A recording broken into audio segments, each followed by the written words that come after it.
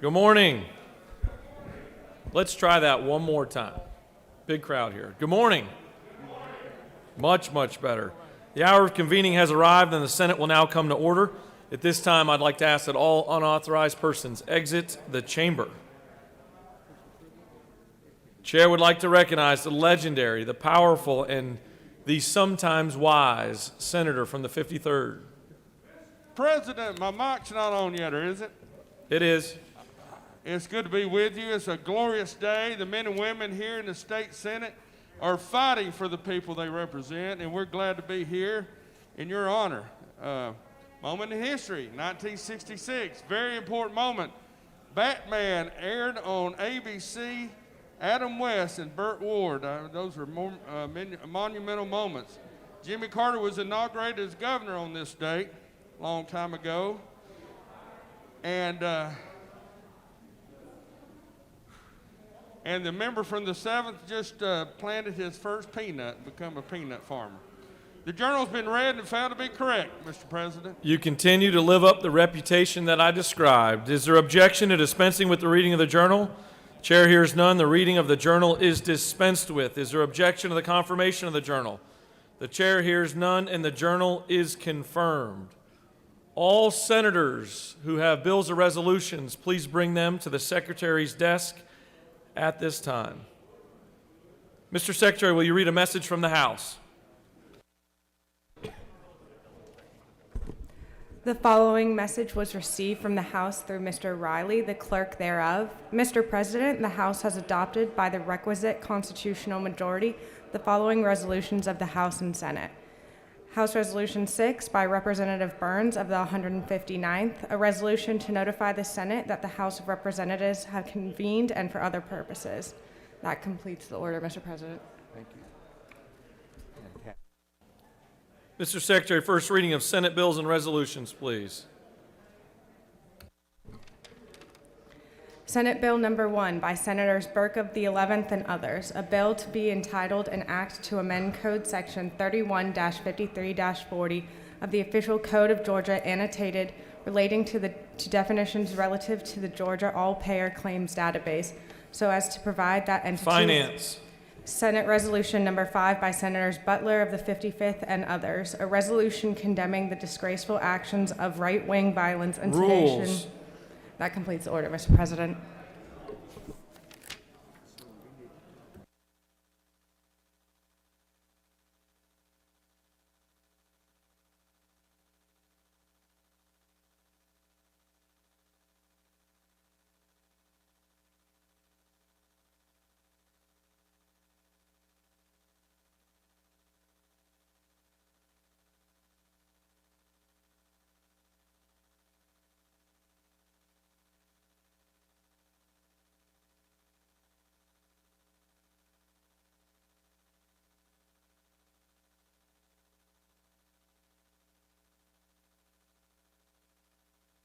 It's now time for our morning roll call. Are there any motions to excuse?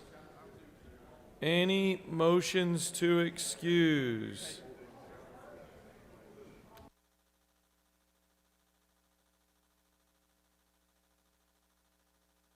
For what purpose does the majority whip rise? Want to excuse the senator from the 30th? Without objection, the senator from the 30th is excused. Chair recognizes the senator from the 56th. Thank you, Mr. President. I ask unanimous consent to excuse the senator from the 14th. Without objection, the senator from the 14th is excused. Chair recognizes the senator from the 42nd. Thank you, Mr. President. I'd like to ask for unanimous consent to excuse the senator from the 38th. Without objection, the senator from the 38th is excused. Chair recognizes the senator from the 37th. Mr. Chairman, I would ask that the senator from the 46th be excused. Can you repeat that one more time, Senator? I'd ask that the senator from the 46th be excused. I didn't know if that was the volume or your accent that I couldn't hear. Without objection, the senator from the 46th is excused. Chair recognizes the senator from the 43rd. Thank you, Mr. President. I ask for unanimous consent to excuse the senator from the 26th. Without objection, the senator from the 26th is excused. Chair recognizes the senator from the 10th. Thank you, and good morning, Mr. President. I ask unanimous consent to excuse the senator from the 34th. Without objection, the senator from the 34th is excused. Are there any additional motions to excuse? The chair hears none, and the secretary will unlock the machine.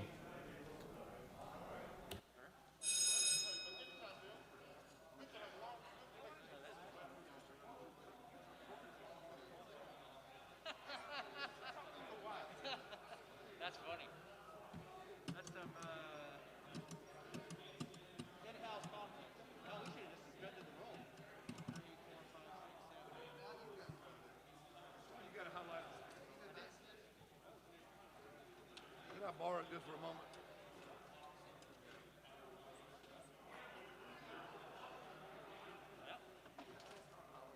I lied, Butch. I did have That's one. all right. I bet they got one out of here.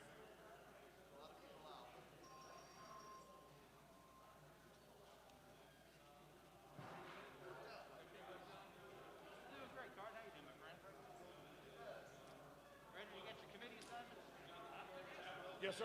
Yes, sir. You ready?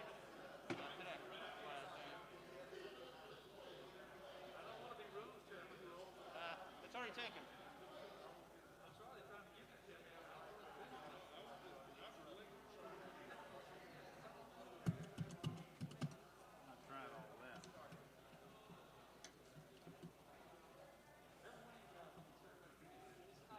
Have all senators voted? Have all senators voted their attendance?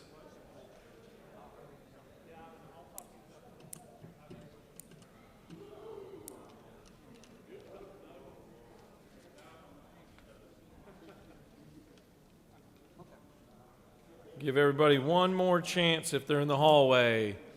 Have all senators voted their attendance?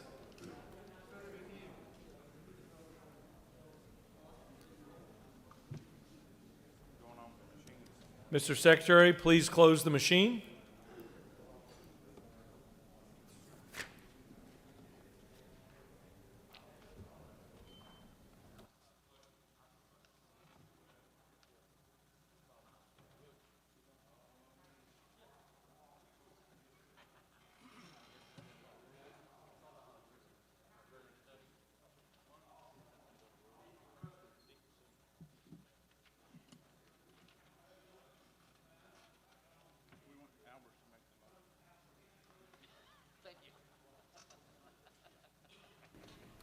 All right, it's now time for our Pledge of Allegiance and our chaplain of the day.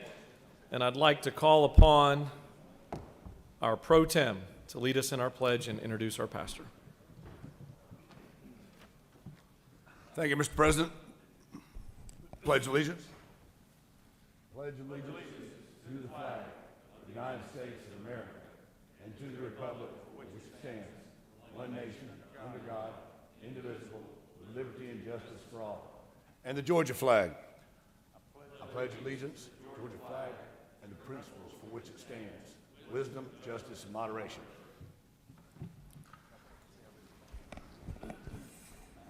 Thank you, Mr. President. It gives me great pleasure to be here this morning. And when I was notified that I had the opportunity to have the pastor of the day, chaplain of the day, on day 2, I thought, what's going on in our world right now? And with COVID issues, with social issues, with legislative issues, with governmental issues, and I thought about how fractured our society appears on its surface, and I think it's on its surface. I thought, what person can I call upon who has the depth of experience and the wisdom and the compassion to bring a message that would be of value to this body? And actually, I thought about it through the day, and I think I'll call Eddie Staub. I told my wife, I said, I'm going to call Eddie Staub and ask him to be the chaplain. And Teresa agreed that was a great idea. So I don't know, about midnight or 1 in the morning, I think I texted him, which is when I have to do my best thinking, in the middle of the night. But Eddie is a individual who has had an immeasurable impact on thousands of families and millions of people.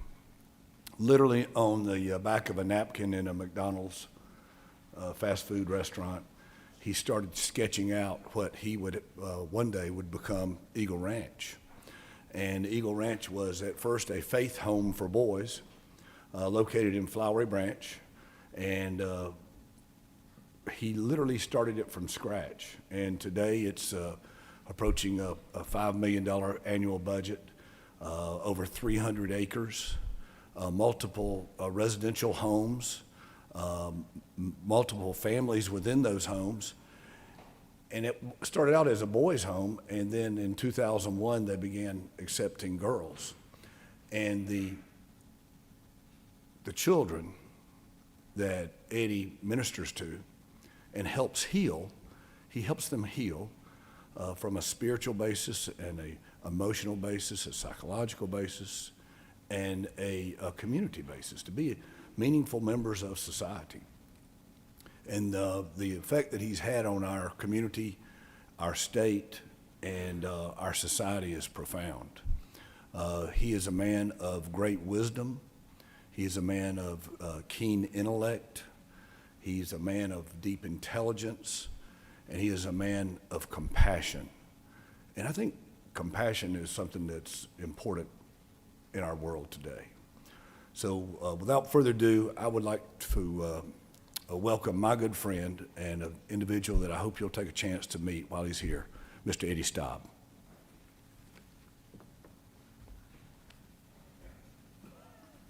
Thank you, Senator Miller. By the way, that text was at 12 o'clock midnight. It's great to be with all of you again. Periodically, I do a devotion with the Eagle Ranch children prior to their school day starting. And recently, I shared an illustration that someone shared with me many years ago. Some of you, this will resonate with some of you, but I think it illustrates a point that's especially appropriate for this time. I took a large piece of white poster paper, and in the middle of it, I put a blue scribble about the size of a quarter.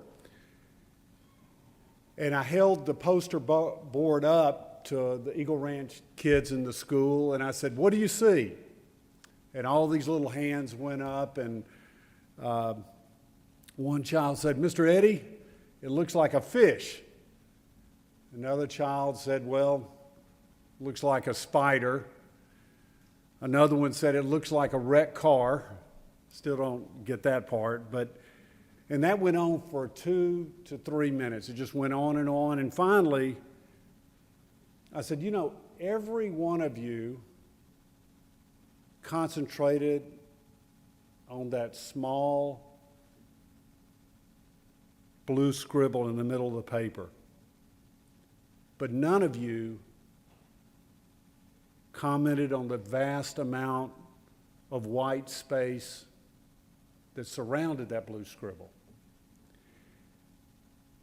And the point I wanted to make with them is that sometimes we can become so fixated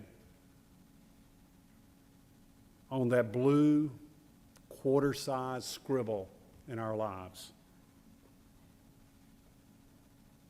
disproportionately so. And for our boys and girls at Eagle Ranch, that scribble can represent a lot of the challenges that brought them to the ranch: family trauma, death of a parent, emotional challenges, school issues. And those challenges are very real. It keeps our children up at night.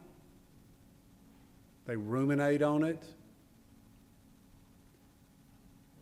But the danger becomes when that fixation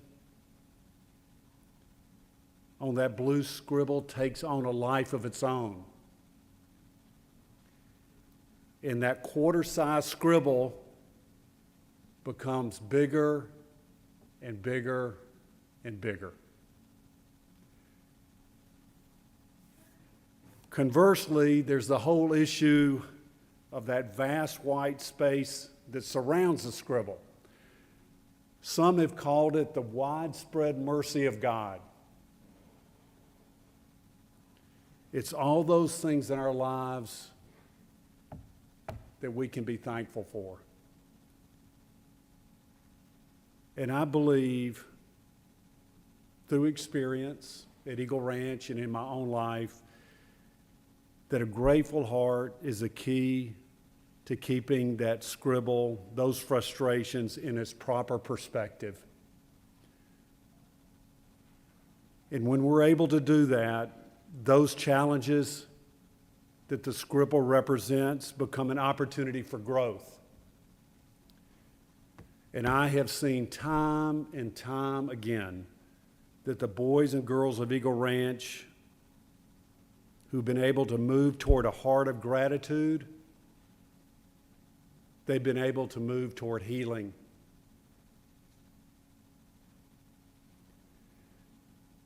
And I've always believed that Eagle Ranch is a microcosm of our own lives. We're just a little more sophisticated and measured the way we process. But it's no different. And I can tell you in my own life that focusing on gratitude, and especially in the unmerited, undeserved favor of God, is a key to growth. It's a key to perseverance. And it's a key to hope.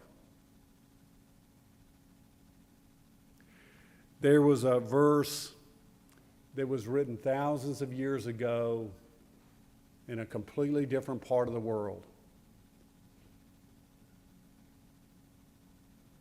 But it's as applicable today, this day, in Atlanta, Georgia, as it was thousands of years ago in a different place. And it's from 1 Chronicles. It's very simple.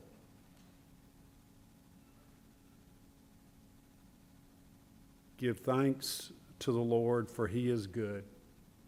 His love endures forever. Let's pray.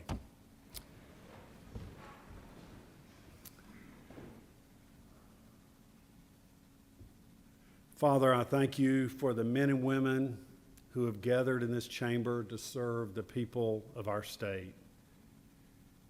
May there be an awareness of your presence here, an awareness of your incredible, incredible blessing in our lives. Through your grace, we ask for hearts of gratitude when so often it's easy just to go about our business and forget who you are and what you've done for us. We thank you for the little blue scribbles that are in our lives, that when kept in their proper place and space, can be an incredible opportunity for growth and healing. Finally, we thank you for your enduring, widespread mercy in our lives. In Jesus' name, amen.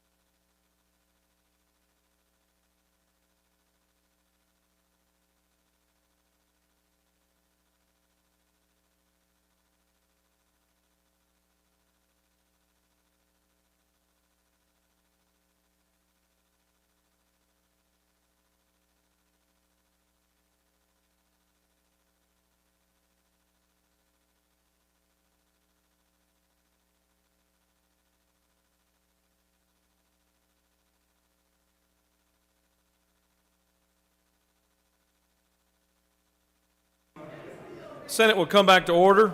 Are there any unanimous consents? Does any senator wish to rise on a point of personal privilege? Chair recognizes the senator from the 2nd for a point of personal privilege.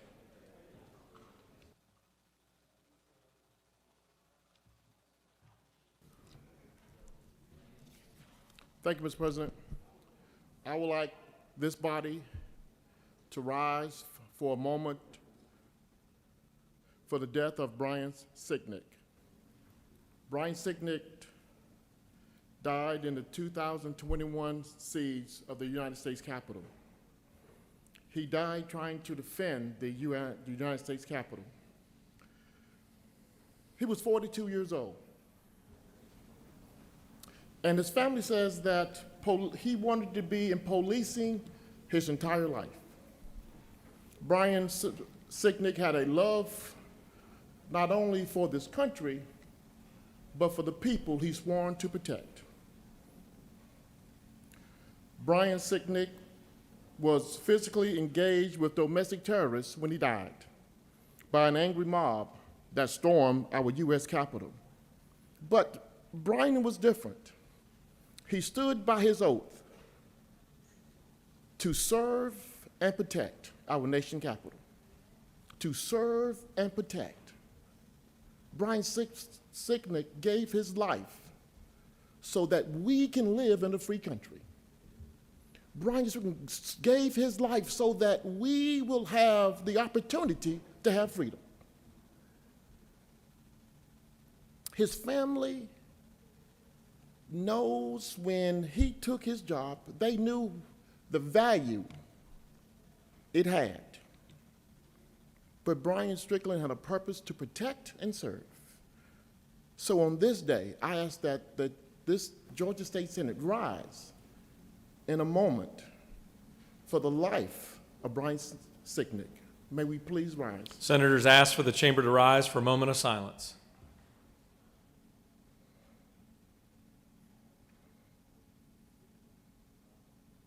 Thank you.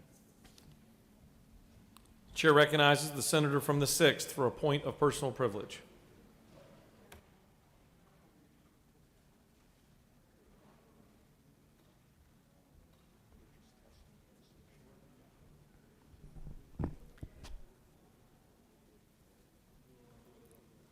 Thank you, Mr. President.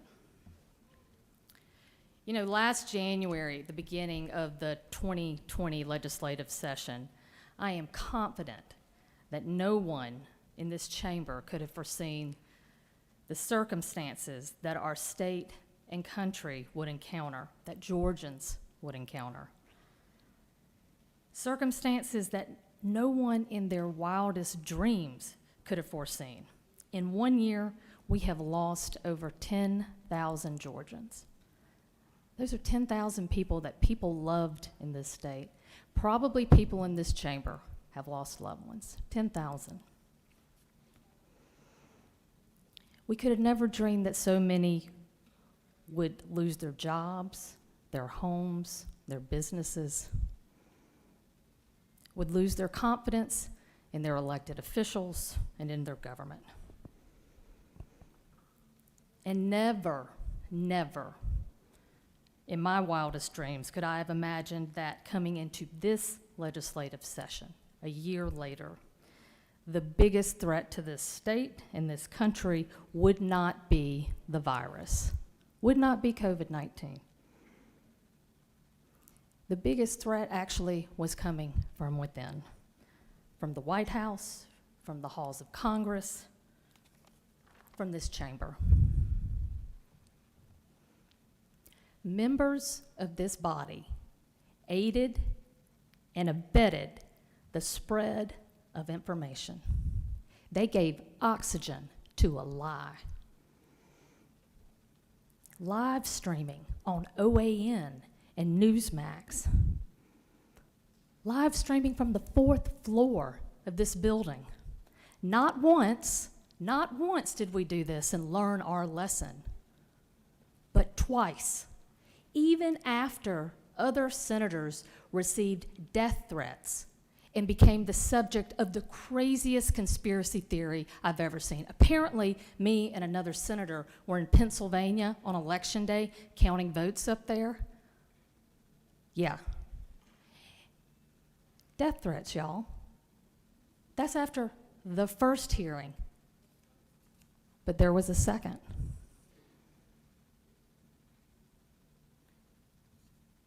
There has been a tragic loss of life due to the actions of the president and those pushing debunked conspiracy theories. Folks know better. You know, words are powerful, especially when they come from those elected to represent the people. Those with official titles, those with power, and lies have consequences. Consequences that culminated in violence and death in scenes that I could never have imagined that I would witness, and I'm sure y'all are in the same boat. And for what? Well, I'll tell you what it wasn't. It wasn't done consistent with our Constitution or any of the ideals we have sworn to defend and uphold, or with truth or justice. None of that. It was done in service to a man, flesh and blood, just like any of us, who has somehow made grown men, good men, smart men, turn their back on their obligations and their country and their state. For what?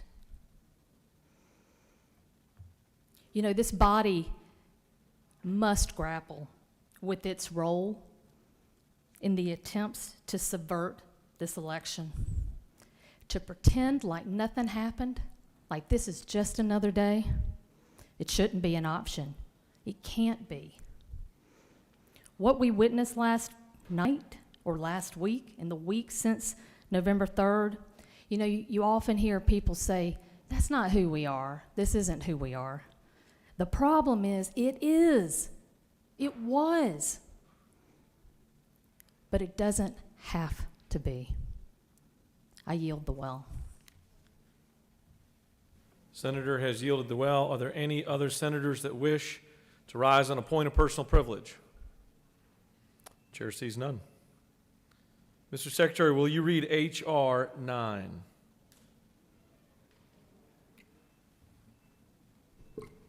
House Resolution Number 9, a resolution calling a joint session of the House of Representatives and the Senate for the purpose of hearing a message from the governor, inviting the justices of the Supreme Court and the judges of the Court of Appeals to be present at the joint session and for other purposes. This completes the order, Mr. President. Chair recognizes the Majority Whip to speak to H.R. 9.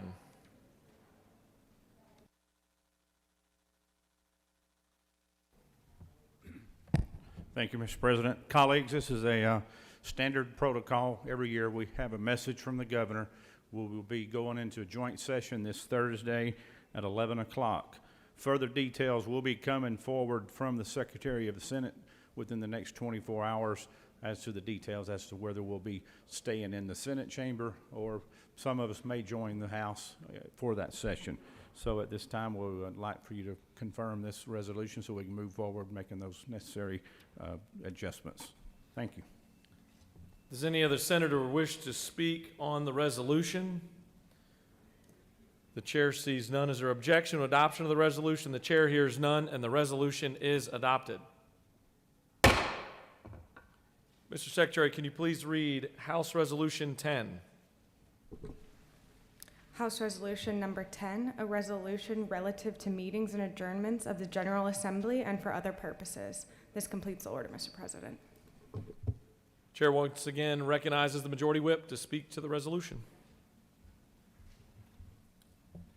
Once again, this is standard procedure. Every year we start out adopting a partial adjournment resolution. This resolution obviously covers yesterday and today, but it takes us through this Thursday. We'll be in recess on Friday and all of next week and the following Monday. We will return into the session for day number 5 on January 26th, which is a Tuesday. We originally thought we would be back on Monday, but it will be Tuesday, January 26th. Thank you.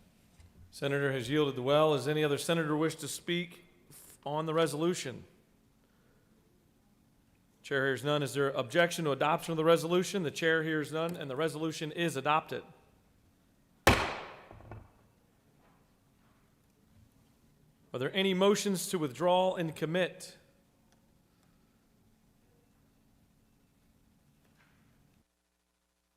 Chair recognizes the majority whip. President, I move that the Senate stand in recess until 10 a.m. on Wednesday, January 14th.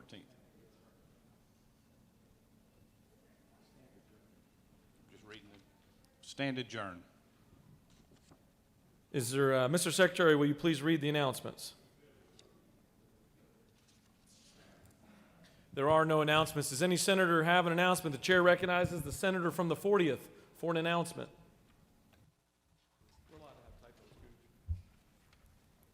Good morning. The Women's Legislative Caucus will meet at noon in room 216 of the Capitol. It will be a short 10 to 15-minute meeting. We will have elections, and box lunches will be provided at dismissal. Thank you. Chair recognizes the senator from the 45th for an announcement. He's got the freshman stare going, and the rules chairman is close by. All right. The minority whip has moved that the Senate stand adjourned until Wednesday, January 13th, 2021 at 10 a.m.